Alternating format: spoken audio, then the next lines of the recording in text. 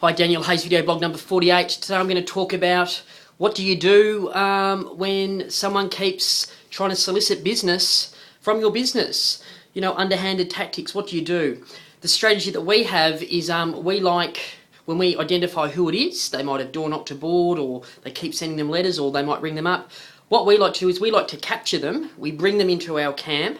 What we do is we like to drive an auction flag straight through their heart, then we pop them on a horse and we send them galloping right back into their camp. And that tends to give a really good clear message not to fuck with Hayes-Winkel agent. That's a strategy that we like to use. You can't mistake that. But look, seriously, what do you do? And I'll just say this. If you have a really good, strong relationship with your vendor, if you're ringing them every day, if you've won the business on absolute transparency, if you're honest with them, you're working your butt off on the listing, that listing will be untouchable. In fact, when people ring behind the board or door knock the house, they just embarrass themselves. And I know that because we have guys here where the vendors just tell us, you know, we've got such and such chasing us. So, you know, the last 12 months since I left the major franchise and became, say, a smaller independent, it was absolutely open duck season on my business. Every vendor was rang, and it was like someone had told another company just to go open slather on Danny's business. And, you know, they were told stuff about my business, statements like I was kicked out of the Ray White group, just totally untrue things. It was a very tough time.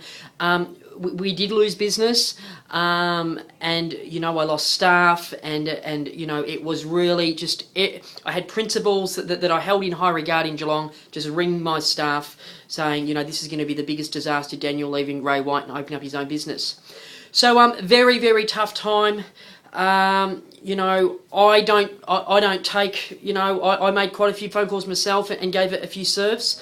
At times I didn't handle it in a great manner. But, you know, we're human beings, and, you know, when you've worked really hard on a business and everything's on the line, I don't tolerate it very well. Today I try and rise above it, and, you know, I just try and rise above it.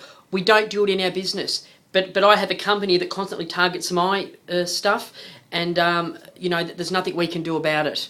All I know is that their market share is diminishing. And I love the way that we were always bringing on fresh stock, and you know, a maximum of 5% would be from expired listings or other agents' listings. We're just not that interested in it. Generally, people will ring us up after they've had it with another agent. We're normally not chasing that stock. We just don't have time. We're too busy.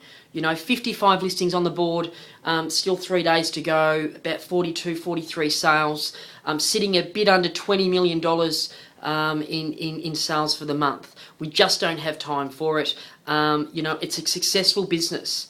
I think successful people don't do that stuff. They don't have time to do it. That's the video vlog for today.